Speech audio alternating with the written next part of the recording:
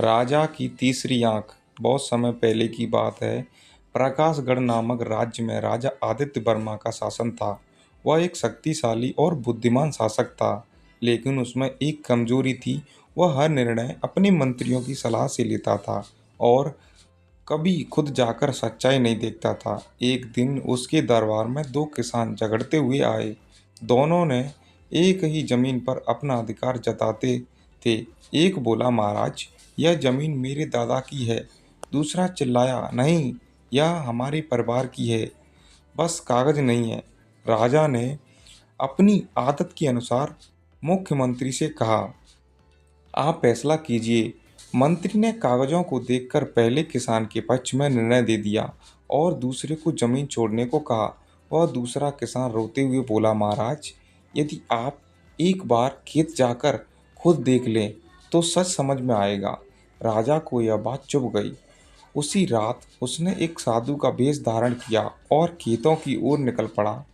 वहां जाकर उसने देखा कि जिसका पक्ष मंत्री ने लिया, उसने दूसरे किसान की फसल जबरदस्ती काट ली थी और गांव वालों को डराकर जमीन हथिया ली थी। राजा वापस महल लौटा और अगली सुबह दरबार में दोनों किसानों को फिर से बुलाया गया। इस बार उसने कहा, राजा की आंखें केवल रिपोर्ट नहीं होती, उसे कभी कभी खुद भी देखना चाहिए। उसने मंत्री को निलंबित कर दिया और सच्चे किसान को न्याय दिलाया। फिर क्या था? इसके बाद राजा आदित्य वर्मा ने राजा की तीसरी आंख नाम से एक योजना शुरू की, जिसमें हर महीने वह गुप्त रूप से राज्य के किसी किसी हिस्से में जाकर आम लोगों की स्थिति देखता। राज्य में भ्रष्टाचार कम हुआ और लोगों राजा को देवता की तरह पूजने लगे।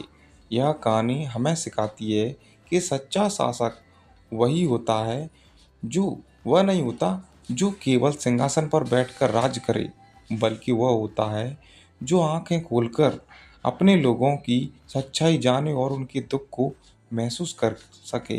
कहानी पसंद आई तो वीडियो को लाइक शेयर सब्सक्राइब जरूर करें। मिलते हैं अगली कहानी के साथ, तब तक के लिए जय हिंद।